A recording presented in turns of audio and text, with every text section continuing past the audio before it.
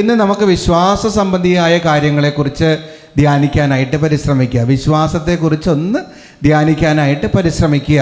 എന്നത്തേക്കാളും ഉപരി വിശ്വാസത്തിൽ ആഴപ്പെടേണ്ട കാലഘട്ടത്തിലേക്കാണ് കേരളീയരായ നമ്മൾ, ഇന്ത്യക്കാരായ നമ്മൾ കടന്നു പോകുന്നത് കേട്ടോ.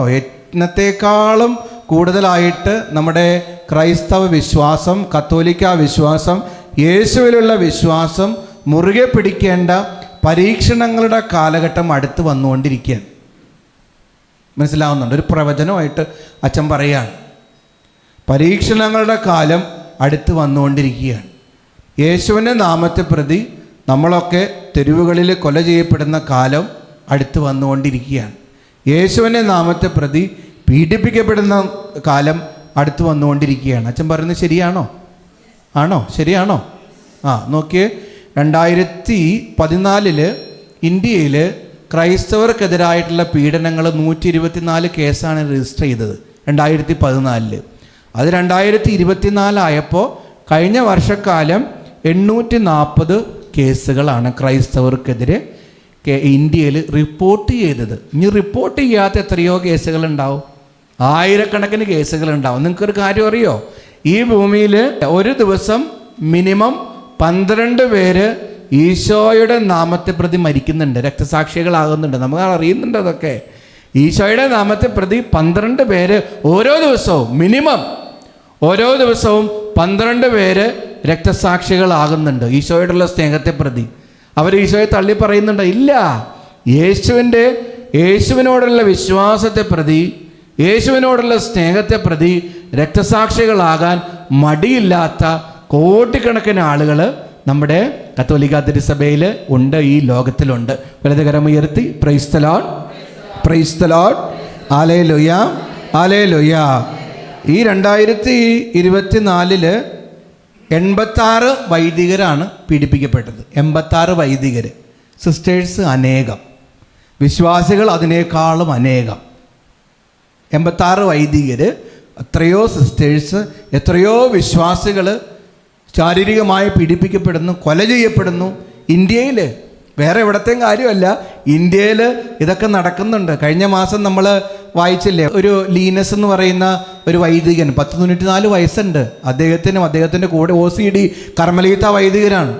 അവർക്ക് മർദ്ദനമേറ്റു. യേശുവിൻ്റെ നാമത്തെ പ്രതി ഒത്തിരി പേര് പീഡിപ്പിക്കപ്പെടുന്നുണ്ട്.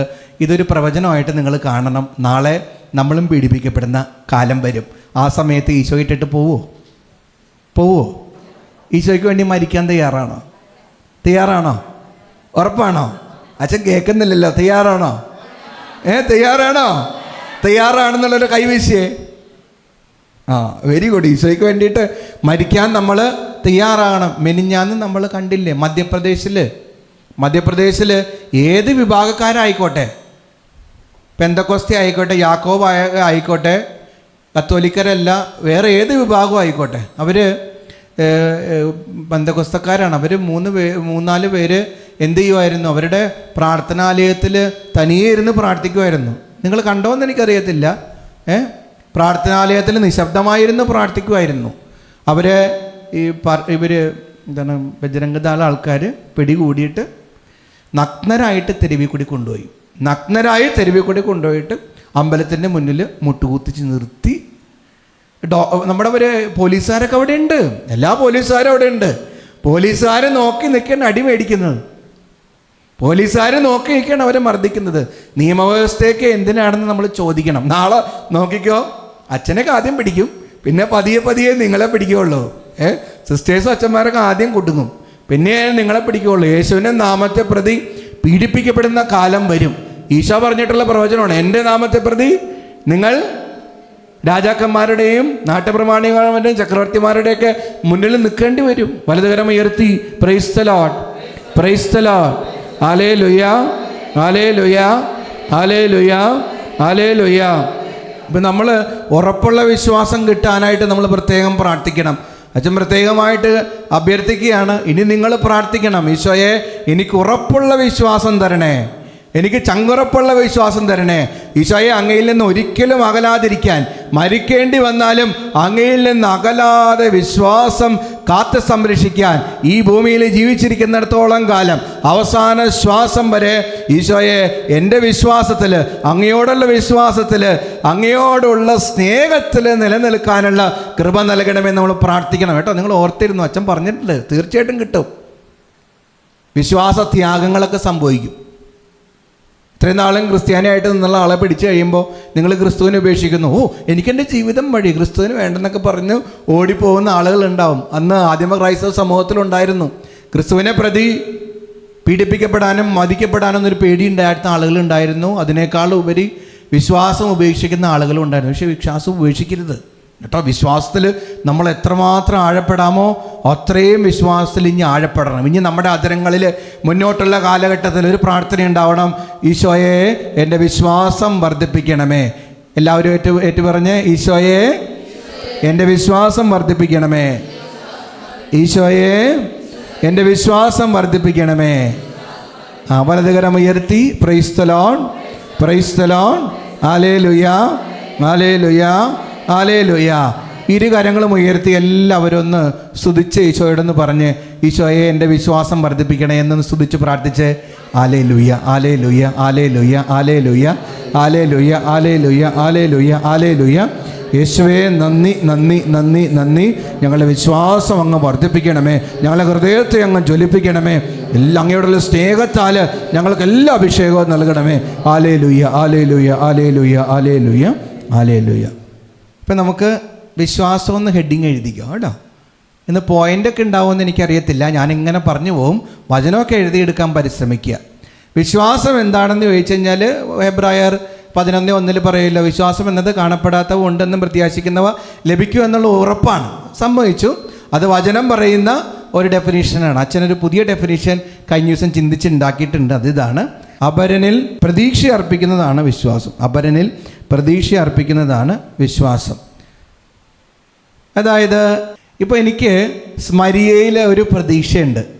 അതായത് എനിക്ക് എന്തെങ്കിലും പ്രശ്നം വന്നാൽ, എനിക്ക് സാമ്പത്തികമായൊരു ബുദ്ധിമുട്ട് വന്നാൽ, ഞാൻ മാനസികമായി തകർന്നു കഴിഞ്ഞാൽ സ്മരിയയുടെ അടുത്ത് ചെന്ന് കഴിഞ്ഞാൽ സ്മരിയ എനിക്ക് എന്ത് ചെയ്തു തരും? എന്തും പരിഹരിച്ചു തരും. മനസ്സിലായോ? ഈ സ്മരിയയിലുള്ള എൻ്റെ പ്രതീക്ഷയുടെ പേരാണ് വിശ്വാസം. വലതുകരം ഉയർത്തി praise the Lord, praise the Lord, hallelujah, hallelujah, hallelujah. അപ്പോൾ വിശ്വാസം എന്ന് പറഞ്ഞാൽ എന്താ? സ്മരിയ പിശാചും അപരനും ബിഷപ്പും അപരനിൽ പ്രതീക്ഷ അർപ്പിക്കുന്നതാണ് വിശ്വാസം എന്ന് പറയുന്നത്. അപ്പം ഇനി മറിച്ച് പറയുവാണെങ്കിൽ, മറ്റൊരു വാക്കിൽ പറയുവാണെങ്കിൽ, ഈശോയുമായിട്ട് ബന്ധപ്പെടുത്തി പറയുവാണെങ്കിൽ, ഈശോയിൽ പ്രതീക്ഷ അർപ്പിക്കുന്നതാണ് വിശ്വാസം. ഈശോയിൽ പ്രതീക്ഷ അർപ്പിക്കുന്നതാണ് വിശ്വാസം. എനിക്ക് എന്ത് പ്രശ്നം വന്നാലും, എൻ്റെ ജീവിതത്തിൽ എന്ത് തളർച്ചകളുണ്ടായാലും, തകർച്ചകളുണ്ടായാലും, വേദനകളുണ്ടായാലും, തടസ്സങ്ങളുണ്ടായാലും, രോഗങ്ങളുണ്ടായാലും, വേദനകളുണ്ടായാലും, കുരിശുകളുണ്ടായാലും, ഞാൻ ഈശോയുടെ അടുത്ത് ചെന്ന് കഴിഞ്ഞാൽ എൻ്റെ ഈശോ എനിക്ക് പരിഹരിച്ചു തരും എന്നുള്ള പ്രതീക്ഷയാണ് വിശ്വാസം. കൃത്യമാണോ? ക്ലിയറാണോ? വലതുകരം ഉയർത്തി praise the Lord, praise the Lord, hallelujah, hallelujah, hallelujah, hallelujah. യേശുവിനെ മാത്രം താങ്ങും തണലുമായിട്ട് സ്വീകരിക്കുന്നു. ഹെബ്രായർ 11:6 എഴുത്. ഹെബ്രായർ 11:6. ഹെബ്രായർ 11:6. വിശ്വാസമില്ലാതെ ദൈവത്തെ പ്രസാദിപ്പിക്കുക സാധ്യമല്ല. എഴുതി വെച്ചോ. വിശ്വാസമില്ലാതെ ദൈവത്തെ പ്രസാദിപ്പിക്കുക സാധ്യമല്ല. ഹെബ്രായർ 11:6. വിശ്വാസമില്ലാതെ ദൈവത്തെ പ്രസാദിപ്പിക്കുക സാധ്യമല്ല. പരസ്പരം ഒന്ന് പറഞ്ഞേ, വിശ്വാസമില്ലാതെ ദൈവത്തെ പ്രസാദിപ്പിക്കുക സാധ്യമല്ലെന്ന് പറഞ്ഞേ. വിശ്വാസമില്ലാതെ ചേച്ചിമാരെ, ചേട്ടന്മാരെ, ദൈവത്തെ പ്രസാദിപ്പിക്കുക സാധ്യമല്ല. നമ്മൾ എന്തെങ്കിലുമൊക്കെ കാര്യനേട്ടത്തിന് വേണ്ടിയിട്ടാണ് ഈശോയെ സമീപിക്കുന്നത്. വിശ്വാസമില്ലാതെ ഏതെങ്കിലുമൊക്കെ കാര്യനേട്ടത്തിന് വേണ്ടിയാണ് കർത്താവിനെ സമീപിക്കുന്നതെങ്കിൽ ഒരു കാര്യമില്ല. സ്മരിയ, നമുക്ക് വിശ്വാസം വേണം. എൻ്റെ ഈശോയുടെ മുന്നിൽ ഞാൻ മുട്ടുമടക്കിയ, എൻ്റെ കർത്താവിനോട് ഞാൻ വേദനകൾ പറഞ്ഞ, എൻ്റെ കർത്താവ് ശക്തമായി എന്നിൽ ഇടപെടുമെന്നുള്ളൊരു പ്രതീക്ഷയും വിശ്വാസവും ഉണ്ടെങ്കിൽ കർത്താവ് നമ്മുടെ ജീവിതത്തിൽ ഇടപെടും. വലതുകരം ഉയർത്തി praise the Lord, praise the Lord. Hallelujah, hallelujah, hallelujah, hallelujah.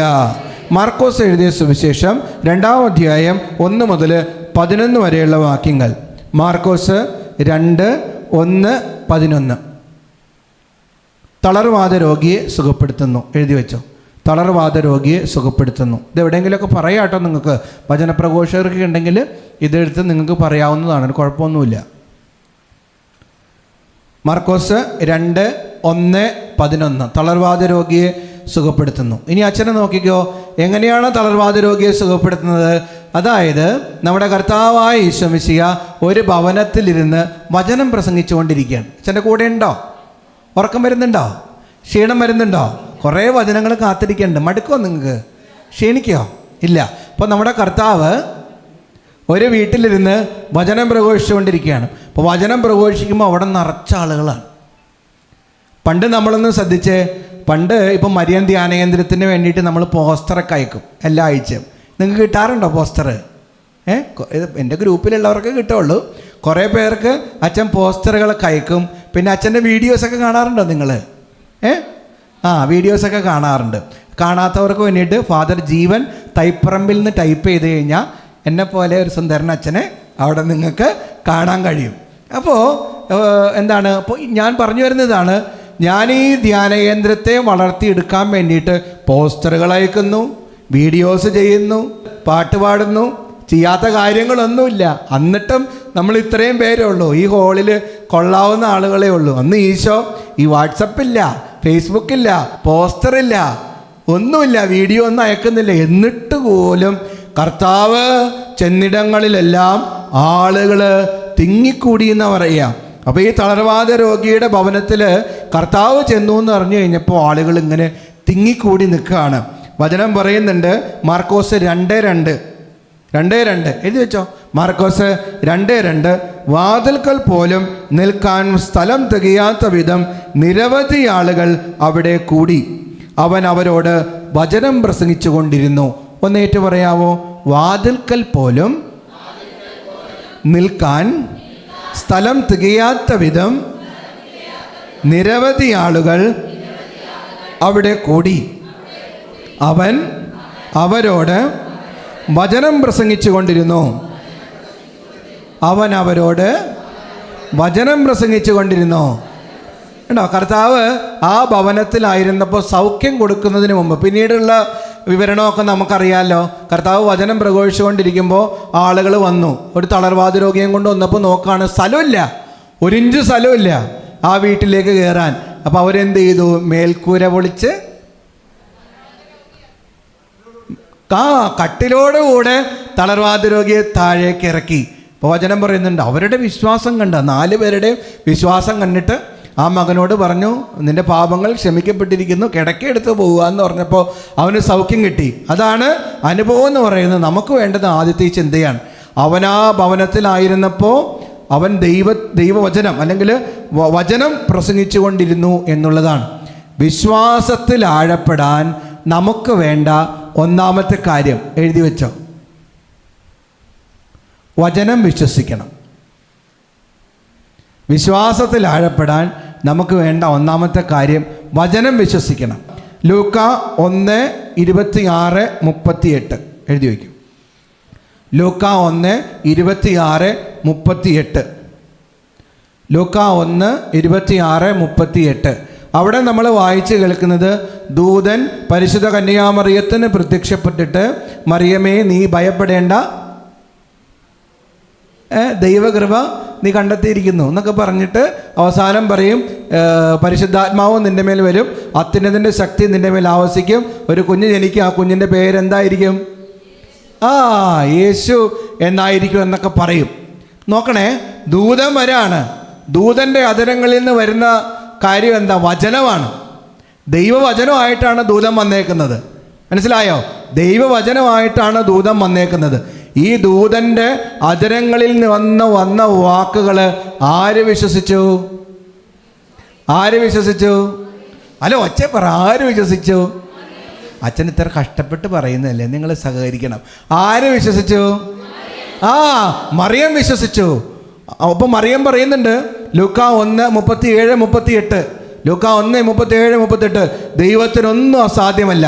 Mariyam പറഞ്ഞതല്ല, ദൂതൻ പറഞ്ഞതാണ്. നിങ്ങളെന്ന് ഏറ്റു പറഞ്ഞേ, ദൈവത്തിനൊന്നും അസാധ്യമല്ല. ഒച്ചേ പറഞ്ഞോ, ദൈവത്തിനൊന്നും അസാധ്യമല്ല. തൊട്ടടുത്തുള്ള വ്യക്തിയോട് പറയണം, നമ്മുടെ ദൈവത്തിനൊന്നും അസാധ്യമല്ല.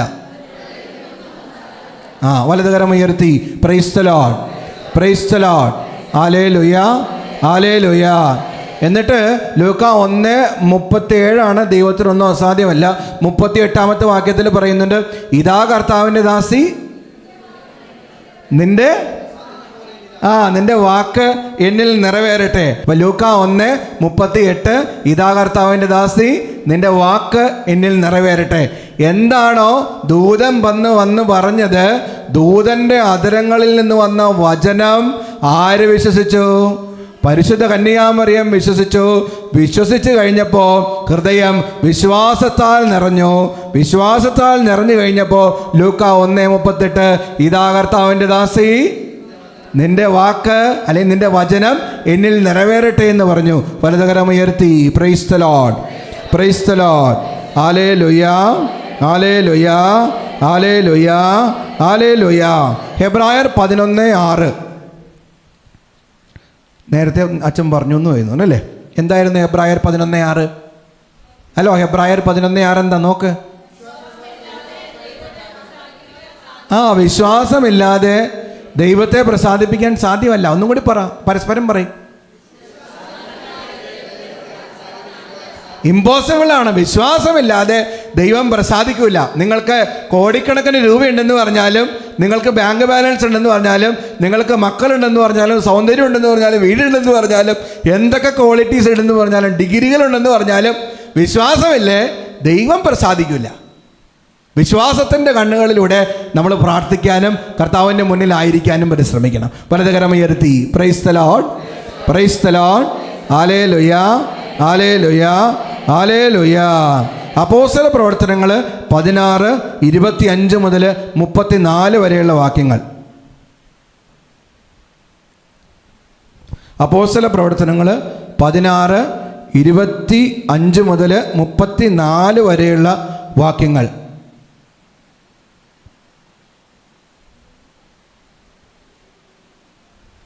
പൗലോസും സീലാസും മാർസിഡോണിയയിലെ ജയിലിൽ കിടക്കുകയാണ്, കാരാഗ്രഹത്തിൽ തുറങ്കലിൽ കിടക്കുകയാണ്. അപ്പോൾ അവരവിടെ കിടക്കുന്ന സമയത്ത് ഇവരുടെ സ്തുതിപ്പും പ്രാർത്ഥനയും അവരുടെ മുഖമൊക്കെ, ചിലരുടെ മുഖമൊക്കെ കണ്ടിട്ടുണ്ട്, എന്തൊരു സൗമ്യമാണ്. നമ്മുടെ ഉള്ളിൽ ഈശോ ഉണ്ടെങ്കിൽ അത് നാച്ചുറലി ഇറ്റ് ഫ്ലോസ്. നമ്മുടെ ഹൃദയത്തിൽ ഇത്തിരി സ്നേഹം ഉണ്ടെങ്കിൽ അത് നമുക്ക് ഒളിപ്പിച്ച് വയ്ക്കാൻ പറ്റും. പക്ഷെ കുറേ സ്നേഹം ആയി കഴിയുമ്പോൾ നമ്മുടെ മുഖത്തൂടെ ആ ഒരു സന്തോഷം വരും. നമ്മളിങ്ങനെ പ്രസരിക്കും, ഭയങ്കര ബ്യൂട്ടിഫുള്ളായിട്ട് നമ്മൾ മാറും. ഈശോയുടെ അടുക്കും തോറും സൗന്ദര്യം കൂടും. വലതുകരം ഉയർത്തി praise the Lord, praise the Lord, hallelujah, hallelujah. സീക്രട്ടാണ്, ഇന്നിവിടെ വന്നതുകൊണ്ട് അച്ഛൻ പറഞ്ഞുതരാണ് കേട്ടോ. ഈശോയുടെ അടുക്കും തോറും നമുക്ക് സൗന്ദര്യം കൂടും. അതല്ലേ നമ്മുടെ മോശ കർത്താവിൽ നിന്ന് കൽപ്പനകളും കൽപ്പനകളൊക്കെ കിട്ടി എഴുതി വെച്ച് കഴിഞ്ഞിട്ട് മലമുകളിൽ നിന്ന് ഇറങ്ങുമ്പോൾ വചനം പറയുന്നത് എന്താ? അവൻ്റെ മുഖം ദൈവദൂതന്മാരെ പോലെ ജ്വലിച്ചിരുന്നു എന്ന് പറയുക. ദൈവത്തെ കാണുമ്പോൾ നമുക്ക് സൗന്ദര്യം കൂടും. അത് ഉള്ളിലാണെങ്കിലും പുറത്താണെങ്കിലും നമുക്ക് സൗന്ദര്യം വരും. വലതുകരം ഉയർത്തി പ്രൈസ് ദി ലോർഡ്. അപ്പം നിങ്ങൾ ഇനി കോസ്മെറ്റിക്സ് കാര്യങ്ങൾക്ക് വേണ്ടിയിട്ട് പൈസ കളയണ്ട, പൗഡർ മേടിക്കണ്ട, സ്പ്രേ മേടിക്കണ്ട. നിങ്ങൾ ചെയ്യേണ്ടതാണ് ഈശോയുടെ മുന്നിലിരിക്കുക, പ്രാർത്ഥിക്കുക, അമ്മിണിയമ്മയുടെ പോലെ സൗന്ദര്യം കൂടും. വലതുകരം ഉയർത്തി praise the Lord, praise the Lord, hallelujah, hallelujah. അപ്പോൾ പൗലോസും സീലാസും മാർസഡോണിയയിലെ ഈ തുറങ്കലിൽ കിടന്നുകൊണ്ട് സ്തുതിക്കുകയും പ്രാർത്ഥിക്കുകയും ഇവരുടെ മുഖകമലം ചൈതന്യമൊക്കെ കണ്ടു കഴിയുമ്പോൾ അവിടുത്തെ ജയിലർ ചോദിക്കുകയാണ്. 30-31 വാക്യങ്ങൾ എഴുതി വയ്ക്കുക. 30-31 വാക്യങ്ങൾ. അപ്പോസ്തല പ്രവർത്തനങ്ങൾ 16-30-31 വാക്യങ്ങൾ. വചനം ഇതാണ്. ആ ജയിലിൽ സൂക്ഷിപ്പുകാരൻ, കാരാഗ്രഹ സൂക്ഷിപ്പുകാരൻ ചോദിക്കുകയാണ്, ഗുരു, രക്ഷ നേടാൻ ഞാൻ എന്ത് ചെയ്യണം? പരസ്പരം ഒന്ന് ചോദിച്ചേ, രക്ഷ നേടാൻ ഞാൻ എന്ത് ചെയ്യണം എന്ന് വെച്ചേ. മറുപടി ഇതാണ്. അവർ മറുപടി പറഞ്ഞു, കർത്താവായ യേശുവിൽ വിശ്വസിക്കുക, നീ നിന്റെ കുടുംബവും. Very good. കർത്താവായ യേശുവിൽ വിശ്വസിക്കുക, നീ നിന്റെ കുടുംബവും രക്ഷ പ്രാപിക്കും. പരസ്പരം പറ, കർത്താവായ യേശുവിൽ വിശ്വസിക്കുക, നീ നിന്റെ കുടുംബവും രക്ഷ പ്രാപിക്കും എന്ന് പറ. വലതുകരം ഉയർത്തി praise the Lord, praise the Lord. Hallelujah, hallelujah, hallelujah. കണ്ടോ, അങ്ങനെ നമ്മളെപ്പോഴാണോ യേശുവിൽ വിശ്വസിക്കുന്നത്, നമ്മളെപ്പോഴാണോ യേശുവിൽ ആഴമായിട്ട് അവൻ്റെ സ്നേഹത്തിൽ ആശ്രയിക്കുന്നത്, അവനിൽ പ്രതീക്ഷ വയ്ക്കുന്നത്, അപ്പോൾ നമ്മളുടെ കുടുംബമൊക്കെ രക്ഷ പ്രാപിക്കും. ഇന്ന് വിശ്വാസമില്ലാത്ത തലമുറകൾ ഇങ്ങനെ മുന്നോട്ട് പോയിക്കൊണ്ടിരിക്കുകയാണ്. വിശ്വാസമില്ലാത്ത എത്രയോ പേരുണ്ടെന്ന്, അല്ലേ? നമ്മുടെയൊക്കെ കുടുംബങ്ങളിലുണ്ടാവും. പള്ളിയിൽ പോകാൻ പറഞ്ഞാൽ പള്ളിയിൽ പോകത്തില്ല, പ്രാർത്ഥിക്കാൻ പറഞ്ഞാൽ പ്രാർത്ഥിക്കത്തില്ല, കുടുംബ പ്രാർത്ഥനയ്ക്ക് വരാൻ പറഞ്ഞാൽ കുടുംബ പ്രാർത്ഥനയ്ക്ക് വരത്തില്ല, വർഷങ്ങളായിട്ട് കുമ്പസാരിക്കാത്തവർ, വർഷങ്ങളായിട്ട് ദിവ്യകാരുണ്യം സ്വീകരിക്കാത്തവർ, വഴിവിട്ട ബന്ധങ്ങളിൽ കുടുങ്ങിക്കിടക്കുന്ന ആളുകളൊക്കെ. വിശ്വാസമില്ല. വിശ്വാസമുണ്ടായിരുന്നെങ്കിൽ ഒരിക്കലും അങ്ങനെ ചെയ്യില്ലായിരുന്നു. നമ്മൾ വിശ്വാസം നഷ്ടപ്പെട്ട് കഴിയുമ്പോൾ പിശാചിൻ്റെ വഴിയെ പോവും. വിശ്വാസം നഷ്ടപ്പെട്ട് കഴിയുമ്പോൾ സാത്താൻ്റെ വഴിയെ പോവും. വിശ്വാസം നഷ്ടപ്പെട്ട് കഴിയുമ്പോൾ ലോകസുഖങ്ങളുടെ മുമ്പേ പോവും. നോക്കേ, ഇന്ന് എത്ര കുടുംബങ്ങളാണ് ശിഥിലമായിക്കൊണ്ടിരിക്കുക. കഴിഞ്ഞ ആഴ്ച ഞാൻ 2 കേസുകൾ, അതായത് ഓൾറെഡി ഭാര്യയുണ്ട്, എന്നിട്ട് ആ ചെറുക്കൻ വേറൊരു പെണ്ണുമായിട്ട് അവിഹിത ബന്ധം, അത് പിടിക്കപ്പെട്ടു, എൻ്റെ അടുത്ത് കൊണ്ടുവന്നു. നോക്കി, വിശ്വാസമില്ല. അപ്പോൾ അവനെക്കുറിച്ച് അന്വേഷിച്ചപ്പോൾ അവൻ പള്ളിയിലും പോവില്ല, പ്രാർത്ഥിക്കുകയുമല്ല. വിശ്വാസം ഉണ്ടെങ്കിലല്ലേ ദൈവത്തെ അനുഭവിച്ചറിയാൻ കഴിയുള്ളൂ. വിശ്വാസം ഉണ്ടെങ്കിലല്ലേ പരസ്പരം ക്ഷമിക്കാനും സ്നേഹിക്കാനും ഹൃദയത്തോട് ആ ഇണയെ ചേർത്ത് പിടിക്കാൻ പറ്റുള്ളൂ. വിശ്വാസം ഉണ്ടെങ്കിലേ ദൈവത്തെ പ്രസാദിപ്പിക്കാൻ പറ്റുള്ളൂ. വിശ്വാസം ഇല്ലാത്ത ഒരാൾ പിശാചിൻ്റെ വഴി കൂടി ആയിരിക്കും പോവുക. വലതുകരം ഉയർത്തി praise the Lord, praise the lord. നോക്കെ, വിശ്വാസമില്ലാതെ എന്തോരം ചെറുപ്പക്കാർ ലഹരി. ഓരോ ദിവസവും TV തുറക്കുമ്പോൾ നമ്മൾ കാണുന്നത് മുഴുവനും ഈ കഞ്ചാവ് വലിച്ച്, MDMA വലിച്ച്, പുക വലിച്ച്, മദ്യപിച്ച് റോട്ടിൽ കിടക്കുന്ന പിള്ളേരാണ്. വായിന്ന് വരുന്നതൊക്കെ എഴുത്തച്ഛൻ്റെ കൃതികളെക്കാളും എന്താ പറയുക, വളരെ വൃത്തികെട്ട വൾഗർ വാക്കുകളൊക്കെയാണ് ചെറുപ്പക്കാർ ഉപയോഗിച്ചുകൊണ്ടിരിക്കുന്നത്. മനസ്സിലായോ? അപ്പം നമ്മൾ വിശ്വാസം നഷ്ടപ്പെട്ടുകൊണ്ടിരിക്കുന്ന തലമുറയാണ്. അതുകൊണ്ടാണ് അച്ഛൻ ആദ്യമേ പറഞ്ഞത്, ഈശോയെ എൻ്റെ വിശ്വാസം വർദ്ധിപ്പിക്കണമെന്ന് പ്രാർത്ഥിക്കണമെന്ന് പറയുന്നത്. ഇന്ന് പണ്ടത്തെ പോലെയല്ല. വാട്സപ്പും ഫേസ്ബുക്കും ഇൻസ്റ്റഗ്രാമും ഓർക്കൂട്ടും എല്ലാ ഇതുമുണ്ട്. പിശാചിന് നമ്മുടെ ജീവിതത്തിലേക്ക്, നമ്മുടെ മക്കളുടെ ജീവിതത്തിലേക്ക് കടന്നു വരാനായിട്ട് 1000 വഴികളുണ്ട്.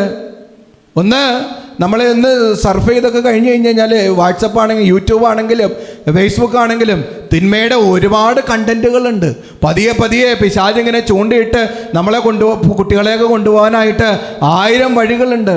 ഇന്ന് 8ലും 9ലും 10ലും 5ലും 6ലൊക്കെ പഠിക്കുന്ന കുട്ടികളൊക്കെ ബ്ലൂ ഫിലിംസിന് അടിമകളായി പോകുന്നുണ്ട്. പണ്ടത്തെ കാലമൊന്നുമല്ല, വിശ്വാസമില്ല. ഒരു വ്യക്തിക്ക് ഒരു 5 മിനിറ്റ്, നമ്മുടെ മക്കളെ ആരെങ്കിലും പള്ളിയിൽ പോകാൻ പറഞ്ഞാൽ പള്ളിയിൽ പോകണില്ല, ഇനി പള്ളിയിൽ വന്നാൽ തന്നെ ഒരു 5 മിനിറ്റ് ഉറച്ചിരിക്കാൻ പറ്റുന്നില്ലെങ്കിൽ നമ്മൾ മനസ്സിലാക്കിക്കോ, വിശ്വാസത്തിൻ്റെ കൃപ നഷ്ടപ്പെട്ടു. വലതുകരം ഉയർത്തി praise the Lord, praise the Lord. Hallelujah, hallelujah, hallelujah, hallelujah. ഒറ്റ വിളിച്ച് ഈശോയേ, ഈശോയേ, ഈശോയേ, ഈശോയേ. അപ്പോൾ വിശ്വാസം ഉണ്ടാവാൻ വേണ്ടി പ്രാർത്ഥിക്കണം. കുടുംബങ്ങളിൽ പ്രത്യേകിച്ച് വിവാഹിതരായവരിൽ ജോൺ പോൾ പാപ്പ പറയുമല്ലോ, അദ്ദേഹം ജീവിച്ചിരുന്ന കാലഘട്ടത്തിൽ വിശുദ്ധ ജോൺ പോൾ പാപ്പ പറഞ്ഞു, സാത്താൻ്റെ ഇന്നത്തെ കാലഘട്ടത്തിലെ ആദ്യത്തെ ടാർഗറ്റ് കുടുംബങ്ങളെ തകർക്കുക എന്നുള്ളതാണ്. സത്യമാണ്. നിങ്ങൾക്കറിയാം, ഇന്ത്യയിൽ ഏറ്റവും കൂടുതൽ ഡിവോഴ്സ് നടക്കുന്നത് നമ്മളുടെ സാക്ഷര കേരളത്തിലാണ്. അറിയോ? നമ്മുടെ സാക്ഷര കേരളത്തിലാണ് ഏറ്റവും കൂടുതൽ ഡിവോഴ്സുകൾ നടക്കുന്നത്. ചെറിയ കാര്യങ്ങൾ മതി, ഇപ്പോൾ ഡിവോഴ്സാണ്. ഒരു തിരിഞ്ഞു നോട്ടമില്ല. അതിപ്പോൾ കുട്ടികളായില്ലെങ്കിലും ചെറിയൊരു ബുദ്ധിമുട്ട് വന്ന അപ്പോൾ തന്നെ ഡിവോഴ്സായി. പണ്ട് നമ്മുടെ അപ്പനമ്മമാരൊക്കെ എന്തൊക്കെ പ്രതിസന്ധികൾ വന്നാലും ഒരുമിച്ച് നിൽക്കുമായിരുന്നു. ഇന്ന് അങ്ങനെ ഇല്ല. കാരണം 2 പേരും സ്വയം പര്യാപ്തരാണ്. ഭർത്താവിനും കാശുണ്ട്, ഭാര്യക്കും കാശുണ്ട്. അപ്പോൾ 2 പേർക്കും സ്വന്തം കാലിൽ നിൽക്കാൻ പറ്റും. അപ്പോൾ അങ്ങോട്ടും ഇങ്ങോട്ടും ഇല്ലെങ്കിലും ജീവിക്കാൻ പറ്റും. ഇന്ന് നിങ്ങൾ നോക്കിയേ, ഈ ഇൻ്റർവ്യൂസൊക്കെ കാണുമ്പോൾ നമുക്ക് മനസ്സിലാവും. അതായത് ഇന്ന് നമ്മുടെ പെൺകുട്ടികൾക്ക് വിവാഹം വേണ്ട. സത്യമാണോ? വിവാഹം വേണ്ട. എന്തിനാ വിവാഹം? ജോലിയുണ്ടല്ലോ, പണമുണ്ടല്ലോ, ആരോഗ്യമുണ്ടല്ലോ, സമ്പത്തുണ്ടല്ലോ, വേണ്ട. പിന്നെ ബുദ്ധിയുണ്ടല്ലോ, ഈ ലോകത്തിൽ നിന്നുണ്ടാക്കിയെടുത്ത ബുദ്ധിയുണ്ടല്ലോ, എനിക്കത് മതിയല്ലോ, എന്തിനാണ് ചെറുക്കാൻ? വേണ്ട. ആരും വിവാഹമൊന്നും പതിയെ നോക്കിയ സാത്താൻ്റെ കുതന്ത്രമാണത്. ഈറ്റുങ്ങൾ ഇങ്ങനെ പിടിച്ച് അവസാനം കുടുംബം ഉണ്ടാകാതിരുന്ന് ആ ദൈവത്തിൻ്റെ പദ്ധതിയായിട്ടുള്ള വിവാഹം എന്ന കുദാശ ഉണ്ടാവില്ല. സാത്താൻ വരുന്ന വഴികൾ നമ്മൾ മനസ്സിലാക്കണം. വലതുകരം ഉയർത്തി praise the Lord, praise the Lord, hallelujah, hallelujah, hallelujah, hallelujah. ഈ കാലഘട്ടത്തിൽ നമ്മൾ ശക്തമായി പ്രാർത്ഥിക്കണം. ഈശോയെ, എൻ്റെ കുടുംബത്തിലുള്ള എല്ലാവരുടെയും വിശ്വാസത്തെ ജ്വലിപ്പിക്കണമേ, പ്രത്യേകിച്ച് എൻ്റെ മക്കളുടെ വിശ്വാസത്തെ അങ്ങ് ജ്വലിപ്പിക്കണമേ. എല്ലാവരും പറഞ്ഞേ, ഈശോയെ എൻ്റെ മക്കളുടെ വിശ്വാസത്തെ ജ്വലിപ്പിക്കണമെന്ന് പറഞ്ഞേ. എല്ലാവരും സ്വാർത്ഥമായൊരു ലോകത്തിലാണ്. എൻ്റെ വയറ്, എൻ്റെ ചിന്ത, എൻ്റെ ജീവിതം, എൻ്റെ ഭാവി, എൻ്റെ സമ്പത്ത്, അങ്ങനെ സ്വയം ഇങ്ങനെ ചുരുങ്ങിക്കൊണ്ടിരിക്കുകയാണ്. എന്നിലേക്ക് മാത്രം ചുരുങ്ങാണ്, അപരനിലേക്ക് പോകുന്നില്ല എന്നുള്ളതാണ്. മനസ്സിലായോ? എനിക്ക് ജീവിക്കുന്നിടത്തോളം കാലം അടിച്ച് പൊളിക്കുക. ഒരു എപ്പിക്യൂറിയൻ സിദ്ധാന്തമുണ്ട്, അല്ലെങ്കിൽ ഇന്ത്യൻ ഫിലോസഫി പറയുന്നത് ചാർവക ഫിലോസഫി ഉണ്ട്. അതായത് eat, drink and make merry. തിന്നുക, കുടിക്കുക, ഉറങ്ങുക. അതുപോലെ ഒരു ജീവിതമായിട്ട് പതിയെ നമ്മളുടെ യുവജനങ്ങളിലേക്കായി മാറുന്നുണ്ട്. അങ്ങനെയല്ല, നമുക്ക് വേണ്ടി തന്നെ ജീവിക്കാനല്ല ദൈവം വിളിച്ചേക്കുന്നത്. നമ്മൾ മറ്റുള്ളവർക്ക് വേണ്ടിയിട്ട് ജീവിക്കാനാണ്. ഭാര്യയ്ക്ക് വേണ്ടി, ഭർത്താവിന് വേണ്ടി, മക്കൾക്ക് വേണ്ടി, മാതാപിതാക്കൾക്ക് വേണ്ടി സ്വയം ഇല്ലാതാവുന്ന ഒരു ജീവിതമാണ്. ആ ഒരു ജീവിതമാണ് ദൈവം നമ്മളിൽ നിന്ന് ആഗ്രഹിക്കുന്നത്. ഗോതമ്പ് മണി നിലത്ത് വീണ് അഴിയുന്നില്ലെങ്കിൽ അത് അതേപടി ഇരിക്കും. അഴിഞ്ഞാലോ അതിന് ഫലം പുറപ്പെടുവിക്കാൻ സാധിക്കും. അഴിയാൻ വേണ്ടിയിട്ടാണ് കർത്താവ് നമ്മൾ ഓരോരുത്തരെയും വിളിച്ചിരിക്കുന്നത്. വലതുകരം ഉയർത്തി praise the Lord, praise the Lord, hallelujah, hallelujah. പ്രഭാഷകൻ 29:25 എഴുതി വയ്ക്കും. മനുഷ്യരെ ആർക്കെങ്കിലും പേടി വരുവാണെങ്കിൽ ഈ വചനം എടുത്ത് അങ്ങോട്ട് ഉപയോഗിച്ചാൽ മതി. ആരെങ്കിലും നിങ്ങൾക്കെതിരെ കേസ് കൊടുക്കുമെന്നോ, ആരെങ്കിലും നിങ്ങളെ ഉപദ്രവിക്കുമെന്നോ, ശാരീരികമായി തകർക്കുമെന്നോ, ആരെങ്കിലും നിങ്ങളെ നശിപ്പിക്കുമെന്നോ, നിങ്ങളുടെ കുടുംബമൊക്കെ തകർന്നു പോകുമെന്നൊക്കെ പറഞ്ഞു കഴിഞ്ഞാൽ അപ്പം തന്നെ ഈ വചനം എടുത്ത് ഒരു 33 പ്രാവശ്യം അടിച്ചോളണം കേട്ടോ. 29:25 കേട്ടോ. 29:25 വചനം ഇതാണ്: മനുഷ്യനെ ഭയപ്പെടുന്നത് ഒരു കെണിയാണ് കേട്ടോ. മനുഷ്യനെ ഭയപ്പെടുന്നത് ഒരു കെണിയാണ്. കർത്താവിൽ വിശ്വാസം അർപ്പിക്കുന്നവൻ സുരക്ഷിതനത്രേ. കർത്താവിൽ വിശ്വാസം അർപ്പിക്കുന്നവൻ സുരക്ഷിതനത്രേ. ഒന്നേറ്റ് പറഞ്ഞ എല്ലാവരും, മനുഷ്യനെ ഭയപ്പെടുന്നത് ഒരു കെണിയാണ്. പരസ്പരം പറഞ്ഞു, മനുഷ്യനെ ഭയപ്പെടുന്ന, ആരെയും ഭയപ്പെടണ്ട. ഇപ്പം ഞാൻ നിങ്ങൾക്കെതിരെ മോശമായ വാക്കുകളോ നിങ്ങളുടെ കുടുംബം തകരുമെന്നോ അങ്ങനെ ഇങ്ങനെയൊക്കെ പ്രാക്കുകളോ ഒക്കെ നിങ്ങളോട് പറഞ്ഞാലും നിങ്ങൾ ഭയപ്പെടണ്ട. കാരണം ഞാൻ മരിച്ചു പോകും. മരണമില്ലാത്ത ദൈവത്തിൽ ആശ്രയിച്ചാൽ മതി. മരിച്ചു പോകുന്ന മനുഷ്യനെ എന്തിനു പേടിക്കണം? Man is merely a breath.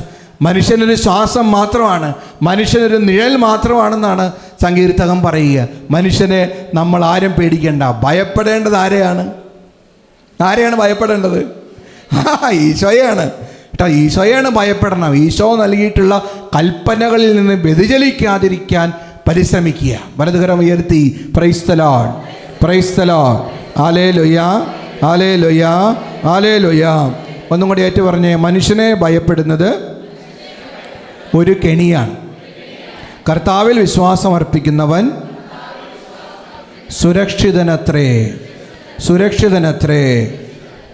കേട്ടോ, മനുഷ്യനെ ഒന്നും ഭയപ്പെടണ്ട. നമ്മൾ പരിപൂർണമായി കർത്താവിൽ വിശ്വസിച്ചാൽ മതി. ഉൽപ്പത്തി പുസ്തകം 21-ാം അധ്യായം, ഉൽപ്പത്തി 21, അവിടെ നമ്മൾ കാണുന്നുണ്ട് അബ്രഹാത്തിനും സാറായിക്കും വാർദ്ധക്യം വരെ കുഞ്ഞുങ്ങൾ ഉണ്ടായിരുന്നില്ല. ദേവദൂതന്മാർ വന്നിട്ട് അടുത്ത വർഷം ഞാൻ വരുമ്പോൾ നിങ്ങൾക്ക് കുഞ്ഞുങ്ങളുണ്ടാകുമെന്ന് പറയുന്നു. അപ്പോൾ അബ്രഹാം അത് വിശ്വസിക്കുന്നു, സാറായി പതിയൊന്ന് ചിരിക്കുന്നു, വിശ്വസിക്കുന്നില്ല. അപ്പോൾ ദൂതന്മാർ ചോദിച്ചു, നീ ചിരിച്ചില്ലേ? ഇല്ല, ഞാൻ ചിരിച്ചില്ല. പിന്നെ ദൂതന്മാർ വെറുതെ വിടുന്നുണ്ട്, ശിക്ഷയൊന്നും കൊടുക്കുന്നില്ല. ഇപ്പം ഈ വചനത്തിൽ നമ്മൾ കാണുന്നത്, ഉൽപ്പത്തി 21 നമ്മൾ കാണുന്നത് അബ്രഹാത്തിന് കുഞ്ഞ് ജനിക്കുകയാണ്. എത്രാമത്തെ വയസ്സിൽ? എത്ര? 100-ാമത്തെ വയസ്സിൽ കുഞ്ഞ് ജനിക്കുകയാണ്. അബ്രഹാത്തിന് 100-ാമത്തെ വയസ്സിൽ കുഞ്ഞ് ജനിക്കുകയാണ്. അതായത് ആ ദൂതൻ്റെ അധരങ്ങളിൽ നിന്ന് വന്ന വചനം അബ്രഹാം വിശ്വസിച്ചു, ജീവിതത്തിൽ അത്ഭുതം ഉണ്ടായി. ഇതുപോലെ നമ്മൾ കണ്ണും പൂട്ടി വചനം വിശ്വസിക്കണം.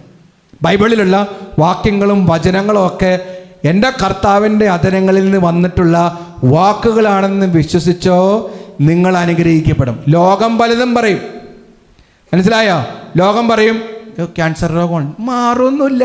ഡോക്ടർമാർ പറയും മാറുമൊന്നുമില്ല, രക്ഷയൊന്നുമില്ല, തീർന്നു, ഇനി മരുന്നൊന്നുമില്ല, തീർന്നു.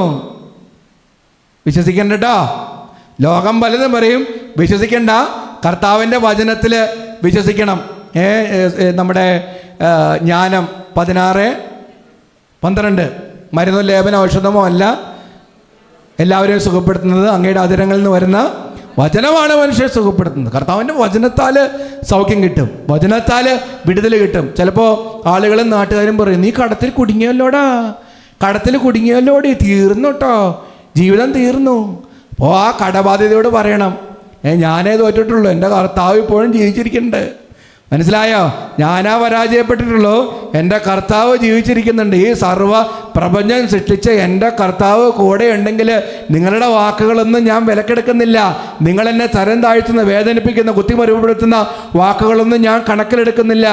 എൻ്റെ കർത്താവുണ്ട്, അവിടുത്തെ സ്നേഹമുണ്ട്, എനിക്ക് അവിടെ നിന്നുള്ള വിശ്വാസമുണ്ട്. വലതുകരം ഉയർത്തി praise the Lord, praise the Lord. Hallelujah, hallelujah, hallelujah, hallelujah. ഒറ്റ വിളി വിളിച്ച ഈശോയേ, ഈശോയേ, ഈശോയേ, ഈശോയേ, ഈശോയേ. പിന്നെ ഓരോരോ കാര്യങ്ങൾ നടക്കാനായിട്ടില്ലേ, വിശ്വാസികളെ മനസ്സിലാക്കണം, ഓരോരോ കാര്യങ്ങൾ നടക്കാനായിട്ടൊരു സമയമുണ്ട്. സഭാപ്രസംഗങ്ങൾ പറയുമല്ലോ എല്ലാറ്റിനും സമയമുണ്ട്, ആകാശത്തിന് കീഴേ എല്ലാറ്റിനും ഒരു സമയമുണ്ട്. അപ്പോൾ ആ സമയമാകാൻ വേണ്ടി നമ്മൾ പ്രാർത്ഥിക്കണം. ഇപ്പോൾ ദിവികാരണത്തിൻ്റെ മുന്നിൽ ഒത്തിരി പേര് ഇരിക്കുന്നുണ്ട്, കാര്യം നടക്കണം, കാര്യം നടക്കണം, തടസ്സം മാറണം, അത് ചെയ്യണം, ഇത് ചെയ്യണമെന്ന് പറയും. പക്ഷെ കർത്താവിൻ്റെ ഒരു സമയമുണ്ട്, ആ സമയത്തേ നടക്കുകയുള്ളൂ. ഹലോ, എല്ലാവരും കേൾക്കണേ, കർത്താവിൻ്റെ സമയത്തേ നടക്കുകയുള്ളൂ. ഇനി ആ കർത്താവിൻ്റെ സമയത്തിന് വേണ്ടി കാത്തിരിക്കാതെ ഞാനത് നടത്തുവാണെന്ന് വിചാരിച്ചോ, തകരും. മനസ്സിലായോ?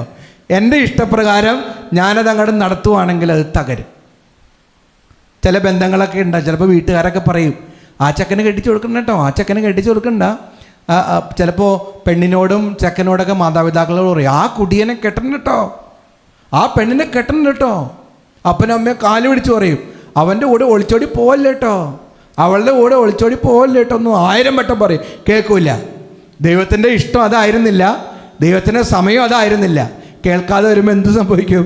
അവസാനം തകരും. പ്രണയിച്ച് വിവാഹം കഴിച്ച് ചട്ടിയും ഇതും പൊട്ടിയ പോലെ അവസാനം തകർന്ന് തിരിച്ചു വരും. അന്നേ അപ്പനും അമ്മയും പറഞ്ഞതാണ് ഓടിപ്പോകരുത്, ദൈവത്തെ വേദനിപ്പിക്കരുതെന്ന്. അവസാനം അവരത് പഠിക്കും. വലതുകരം ഉയർത്തി praise the Lord, praise the Lord, hallelujah, hallelujah, hallelujah. അപ്പോൾ നിങ്ങൾ പ്രാർത്ഥിച്ചിട്ടുള്ള കാര്യങ്ങൾ നടക്കുന്നില്ലെങ്കിൽ അച്ഛൻ ഇവിടുന്ന് ദിവ്യകാരുണ്യത്തിൻ്റെ മുന്നിൽ നിന്ന് പറയാണ് ദൈവത്തിൻ്റെ സമയത്തിന് വേണ്ടി കാത്തിരിക്കണം. കാത്തിരിക്കോ? ഉറപ്പായിട്ടും കാത്തിരിക്കോ? അല്ലെങ്കിൽ നിങ്ങൾ സ്വയം അങ്ങോട്ട് ചെയ്യോ? വേണ്ട, ദൈവത്തിൻ്റെ സമയത്തിന് വേണ്ടി കാത്തിരിക്കുക. കർത്താവ് ബെസ്റ്റ് തരും. അതായത് നമ്മളൊരു അനുഭവം കേട്ടിട്ടില്ലേ? ഒരിക്കലൊരു മെത്രാൻ്റെ അടുത്ത് ഒരു കുഞ്ഞ് ചെന്നേക്കാണ്. അപ്പോൾ ഒരു പാത്രം കാണിച്ചു, മിഠായിയാണ് നിറച്ച്, എല്ലാവരോടും എടുത്തോളാൻ പറഞ്ഞു. അപ്പോൾ എല്ലാവരും കുഞ്ഞു കൈകളാണല്ലോ. അപ്പോൾ ഇങ്ങനെ കുഞ്ഞുങ്ങളിങ്ങനെ വാരി എടുക്കുകയാണ്. ഇത്ര കിട്ടണമല്ലോ, ചെറിയ 2-3 മിഠായി കിട്ടണമല്ലോ. അപ്പോൾ എല്ലാവരും എടുത്തിട്ട് പോയി. അപ്പോൾ ഒരു കൊച്ചു മാത്രം, ഉണ്ണുമേരിയുടെ പോലെ ഒരു കൊച്ചു മാത്രം ഒന്നും എടുക്കാതെ അവിടെ നിൽക്കുകയാണ്. അപ്പം എത്രാൻ ചോദിക്കും നീ എന്താ ഒന്നും എടുക്കാത്തതെന്ന് പറയും. അപ്പോൾ പറയും അങ്ങ് തന്നെ എൻ്റെ കയ്യിലോട്ട് വെച്ചെന്നാൽ മതി എന്ന് പറഞ്ഞിട്ട് 2 കൈയും തുറക്കും. അപ്പം മെത്രാൻ്റെ ആന കൈ കൊണ്ട് ഒരു പിടി വാരിയിട്ട് ഉണ്ണിമോളുടെ കയ്യിലേക്ക് വെച്ച് കൊടുക്കും. അപ്പോൾ താങ്ങാൻ പറ്റണല്ലോ, അത്രയും ഭാരമായി. ഇതാണ് നമ്മൾ അധ്വാനിക്കുന്നതും ദൈവം തരുന്നതും തമ്മിലുള്ള വ്യത്യാസം. ദൈവത്തിൻ്റെ സമയത്തിന് വേണ്ടി നമ്മൾ കാത്തിരിക്കണം. അപ്പോൾ നമ്മുടെ ദൈവം നമ്മൾ പ്രതീക്ഷിക്കുന്നതിനേക്കാളും മുകളിൽ നമ്മെ നൽകി അനുഗ്രഹിക്കും. വിശ്വസിക്കുന്നോ? 100% വിശ്വസിക്കുന്നോ? ഇനി നിങ്ങളുടെ ജീവിതത്തിൽ എന്തെങ്കിലും വൈകുന്നുണ്ടെന്ന് ഓർത്ത് ആരും വിഷമിക്കണ്ട. നിങ്ങൾക്ക് വിശ്വാസം ഉണ്ടെങ്കിൽ വിശ്വാസത്താൽ, എബ്രായർ 11:6 വിശ്വാസത്താൽ കർത്താവിനെ നിങ്ങൾ പ്രസാദിപ്പിക്കുന്നുണ്ടെങ്കിൽ കർത്താവ് നിങ്ങളുടെ ജീവിതത്തിൽ ഇടപെടും. വിശ്വസിക്കുന്നോ? ഈ കഴിഞ്ഞ ദിവസങ്ങളായിട്ടുണ്ടല്ലോ കംപ്ലീറ്റ് പോസിറ്റീവ് മെസ്സേജുകളാണ് എനിക്ക് വരുന്നത്. അതായത് ഇവിടെ വന്ന് പ്രാർത്ഥിച്ചതായാലും അച്ഛനെ വ്യക്തിപരമായിട്ട് മെസ്സേജ് ചെയ്ത കാര്യങ്ങളാണെങ്കിലും എല്ലാം പോസിറ്റീവായിട്ടുള്ള കാര്യങ്ങൾ. ബിസിനസ് നടന്നു, പരീക്ഷയ്ക്ക് ജയിച്ചു, വിദേശത്ത് പോയി.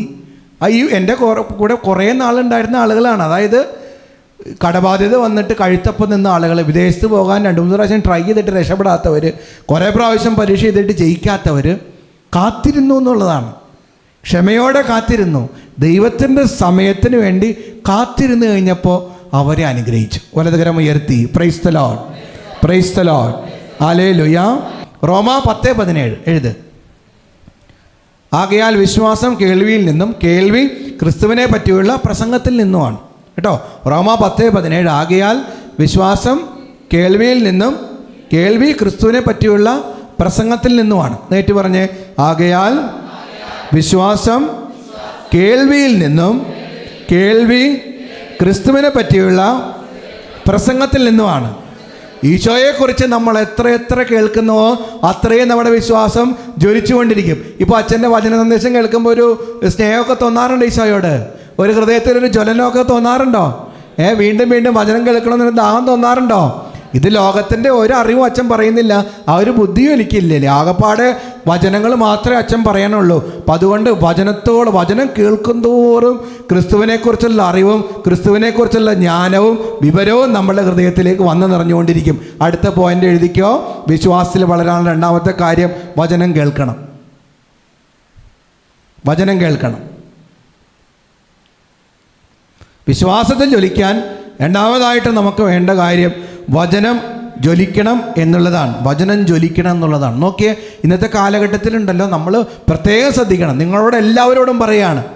ഇന്ന് നമ്മുടെ വട്ടായിലച്ചനും ഡൊമിനിക് അച്ഛനും ഡാനിയൽ അച്ഛനൊക്കെ ഒരേപോലെ പറഞ്ഞിട്ടുള്ള കാര്യമാണ്. ഈ മീഡിയാസിലൊക്കെ ഒരുപാട് അഴുക്കുണ്ട്. ഫേസ്ബുക്കിലാണെങ്കിലും യൂട്യൂബിലാണെങ്കിലും ഇൻ്റർനെറ്റിലാണെങ്കിലും ഒരുപാട് അഴുക്കുണ്ട്, ഒരുപാട് തിന്മകളുണ്ട്. പക്ഷേ ആ തിന്മയെ നമുക്ക് നന്മയുണ്ട് പരാജയപ്പെടുത്താൻ പറ്റും. എങ്ങനെ നമുക്ക് പരാജയപ്പെടുത്താൻ പറ്റും? വചനത്തിൻ്റെ നിറവുണ്ട്. ഇപ്പോൾ എന്നോട് ഇന്ന് ചേട്ടൻ പറഞ്ഞു, വീട്ടിൽ രാവിലെ വന്നു കഴിഞ്ഞാൽ കുർബാന കഴിഞ്ഞ് വന്നു കഴിഞ്ഞാൽ വചനം ഇട്ടുകൊണ്ടിരിക്കും. മനസ്സിലായോ? യൂട്യൂബിൽ വചനം ഇട്ടുകൊണ്ടിരിക്കും. അമ്മച്ചി യൂട്യൂബിൽ ഇങ്ങനെ വചനം ഇട്ടുകൊണ്ടിരിക്കും. വചനം കേൾക്കുന്ന ആരെങ്കിലുമൊക്കെ ഉണ്ടോ സ്ഥിരമായിട്ട്? കൈവക്കിയെന്ന് നോക്കട്ടെ, അച്ഛൻ നോക്കട്ടെ. അതാണ്. അപ്പം നമ്മൾ എത്രമാത്രം ഈ വചനം കേൾക്കുന്നു അത്രയും ഒരു പവർ കിട്ടും. മനസ്സിലായോ? വചനം കേൾക്കുമ്പോൾ പവർ കിട്ടും. വചനം കേൾക്കണം. നമ്മളെ ഈ അഴുക്കുള്ള സ്ഥലം വിശുദ്ധമായിട്ട് മാറ്റണം കേട്ടോ. അവിടെ എത്രമാത്രം വചനം കേൾക്കാമോ അത്രമാത്രം വചനം കേൾക്കണം. ഒരുപാട് സാധ്യതകളുണ്ടെന്ന്.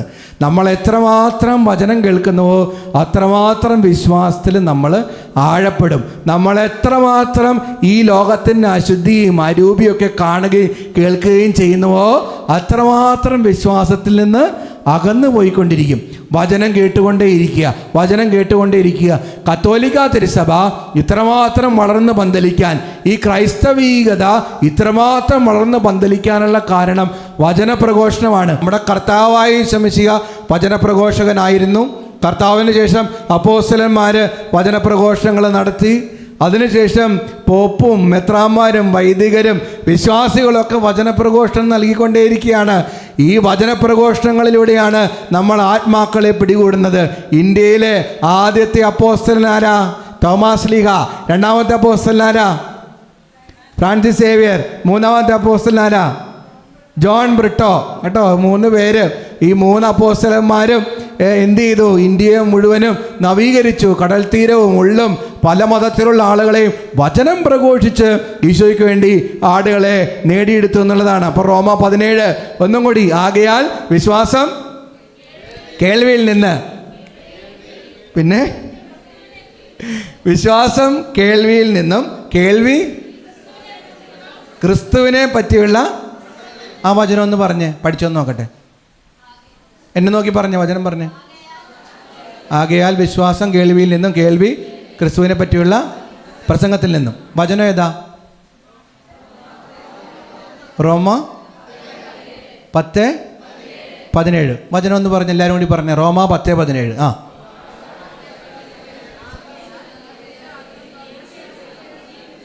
കേൾവിയിൽ നിന്നും, കേൾവി ക്രിസ്തുവിനെ കുറിച്ചുള്ള പ്രസംഗത്തിലുണ്ടോ? അതായത് എത്രമാത്രം നമ്മൾ വചനം പറയുന്നുവോ അത് എത്രമാത്രം ശ്രോതാക്കൾ സ്വീകരിക്കുന്നുവോ അത്രമാത്രം ഈശോയെക്കുറിച്ചുള്ള സ്നേഹത്തിൽ നമ്മൾ നിറയും. കഴിഞ്ഞതിൻ്റെ മുമ്പത്തെ ആഴ്ച എൻ്റെ അമ്മ കോഴിക്കോട് ഗച്ചമേന്തി ധ്യാനകേന്ദ്രത്തിൽ പോയിരുന്നു കുറച്ച് ദിവസം. അപ്പോൾ അവിടെ നിന്ന് സിസ്റ്റർ പറഞ്ഞു വിട്ടേക്കാണ് വീഡിയോ പിടിക്കണമെന്ന്, വചനപ്രഘോഷത്തിൻ്റെ വീഡിയോ പിടിക്കണമെന്ന്, വചനം പറഞ്ഞിട്ടൊരു വീഡിയോ പിടിക്കണമെന്ന്. അപ്പോൾ അനിയനെ പീഡിപ്പിക്കുന്നുണ്ടായി അമ്മ, വീഡിയോ പിടിക്കണം എന്ന് പറഞ്ഞുകൊണ്ട്. അപ്പോൾ അവനിങ്ങനെ വീഡിയോ ഒക്കെ പിടിച്ച് കൊടുക്കുന്നുണ്ടായിരുന്നു അവിടെ നിന്ന്. അപ്പോൾ അതായത് എല്ലാവരും അവിടെയുള്ള ശുശ്രൂഷകരെല്ലാവരും വീഡിയോ പിടിച്ചിട്ട് യൂട്യൂബിലും ഫേസ്ബുക്കിലും ഇങ്ങനെ അപ്ലോഡ് ചെയ്തുകൊണ്ടിരിക്കുകയാണ്. മനസ്സിലായോ?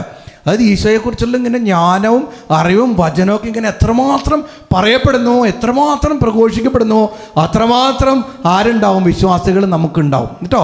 വലതുകരം ഉയർത്തി praise the Lord, praise the Lord, hallelujah, hallelujah, hallelujah. അപ്പോസ്തല പ്രവർത്തനങ്ങൾ 2-ാം അധ്യായം 14 മുതൽ 47 വരെയുള്ള വാക്യങ്ങൾ. അപ്പോസ്തല പ്രവർത്തനങ്ങൾ 2-ാം അധ്യായം 14 മുതൽ 47 വരെയുള്ള വാക്യങ്ങൾ കിട്ടിയോ? അപ്പോസ്തല പ്രവർത്തനങ്ങൾ 2-ാം അധ്യായം 14 മുതൽ 47 വരെയുള്ള വാക്യങ്ങളിൽ പത്രോസും യോഹന്നാനും മറ്റ് അപ്പോസ്തലന്മാരും വചനം പ്രസംഗിക്കുന്നതാണ്, പ്രഘോഷിക്കുന്നതാണ് നമ്മൾ കാണുന്നത്. അച്ഛനെ നോക്കിയേ വലിയൊരു നീണ്ടൊരു വചന പ്രഘോഷണമാണ് നമ്മളവിടെ കാണുക. അപ്പോസ്തലനായ വിശുദ്ധ പത്രോസ് അദ്ദേഹം ഒന്നാമതായിട്ട് ആ പ്രസംഗത്തിൽ പറയുന്നത് ആത്മാവിനെക്കുറിച്ച്, ജോയൽ 2-ാം അധ്യായത്തെക്കുറിച്ച് പറയുന്നു. ആ നാളുകളിൽ എല്ലാവരുടെ മേൽ എൻ്റെ ആത്മാവ് വർഷിക്കപ്പെടുമെന്ന് പറയുന്ന പ്രവചനം, ആദ്യ പ്രവചനം അനുസ്മരിച്ചുകൊണ്ട് പരിശുദ്ധാത്മാവിൻ്റെ സഭയിലുള്ള പ്രവർത്തനത്തെക്കുറിച്ച് പറയുന്നുണ്ട്. പിന്നീട് കർത്താവായ ഈശോ മിശിഹായുടെ പീഡാസഹന മരണ ഉദ്ധാന രഹസ്യങ്ങളെക്കുറിച്ച് അദ്ദേഹം പ്രസംഗിക്കുന്നുണ്ട്. പിന്നീട് ദാവീദ് രാജാവിലൂടെ നമ്മിലേക്കും അദ്ദേഹം കടന്നു വരുന്നുണ്ട്. വലിയ പ്രസംഗം. ആ പ്രസംഗം കഴിഞ്ഞു കഴിയുമ്പോൾ തീഷ്ണമായിട്ടുള്ള പ്രസംഗമാണ്. അദ്ദേഹം മെലിഞ്ഞുണങ്ങി വചനം പ്രഘോഷിച്ച് നടന്നു അധ്വാനിച്ചും ക്ഷീണിച്ചൊരു മനുഷ്യൻ, കുറുകിയൊരു മനുഷ്യൻ, കഷണ്ടിയാണ് അദ്ദേഹം. കഷണ്ടിയായിട്ടുള്ള മനുഷ്യനായിരുന്നു പറയാം. അപ്പം അദ്ദേഹം 37-ാം വാക്യം, അപ്പോസ്തല പ്രവർത്തനങ്ങൾ 2-ാം അധ്യായം 37-ാം വാക്യം, ഈ ജ്വലിക്കുന്ന വചനപ്രഘോഷണം കേട്ട് കഴിഞ്ഞപ്പോൾ ജനങ്ങൾ ചോദിക്കുകയാണ്, ഇത് കേട്ടപ്പോൾ അവരുടെ ഹൃദയം നുറുങ്ങി. വചനപ്രഘോഷണം കേട്ട് കഴിഞ്ഞപ്പോൾ, പ്രസംഗം കേട്ട് കഴിഞ്ഞപ്പോൾ അവരുടെ ഹൃദയം ജ്വലിച്ചു കഴിഞ്ഞപ്പോൾ അവരുടെ ഹൃദയം നുറുങ്ങി എന്ന് പറയുക. ഈശോയുടെ സ്നേഹം കലർന്ന വചനം, ഇരുതല വാള് പോലെ മൂർച്ചയുള്ള വചനം, ആകാശം ഭൂമിയും കടന്നു പോയാലും കടന്നു പോകാത്ത വചനം കേട്ട് കഴിഞ്ഞപ്പോൾ ആ വിശ്വാസികളുടെ ഹൃദയം നുറുങ്ങി. അവർ പറയാണ്, അവരോട് ചോദിച്ചു, ആ ജനങ്ങൾ അവരോട് ചോദിച്ചു, സഹോദരന്മാരെ, ഞങ്ങൾ എന്താണ് ചെയ്യേണ്ടത്? ഞങ്ങൾ ഹൃദയം നുറുങ്ങിയിരിക്കുകയാണ്, ഞങ്ങൾ എന്താണ് ചെയ്യേണ്ടത്? അപ്പം മറുപടി പറയാണ്, നിങ്ങൾ പശ്ചാത്തപിക്കുവിൻ, പാപമോചനത്തിനായി എല്ലാവരും യേശുക്രിസ്തുവിൻ്റെ നാമത്തിൽ സ്നാനം സ്വീകരിക്കുവിൻ. ഒന്നേറ്റു പറഞ്ഞ്, നിങ്ങൾ പശ്ചാത്തപിക്കുവിൻ. പാപമോചനത്തിനായി എല്ലാവരും യേശുക്രിസ്തുവിൻ്റെ നാമത്തിൽ സ്നാനം സ്വീകരിക്കുവിൻ. പരസ്പരം പറഞ്ഞ്, നിങ്ങൾ പശ്ചാത്തപിക്കുമെന്ന് പറഞ്ഞ്, നിങ്ങൾ അനുദപിക്കുമെന്ന് പറഞ്ഞ്, അപ്പോൾ യേശുവിൻ്റെ സ്നേഹം നിങ്ങളുടെ ഹൃദയങ്ങളിൽ നിറയും. Hallelujah, hallelujah. യേശുവേ നന്ദി, യേശുവേ നന്ദി, യേശുവേ സ്തുതി, യേശുവേ ആരാധന, യേശുവേ മഹത്വം. ഒറ്റ വിളി വിളിച്ചേ, ഈശോയേ, ഈശോയേ, ഈശോയേ, ഈശോയേ.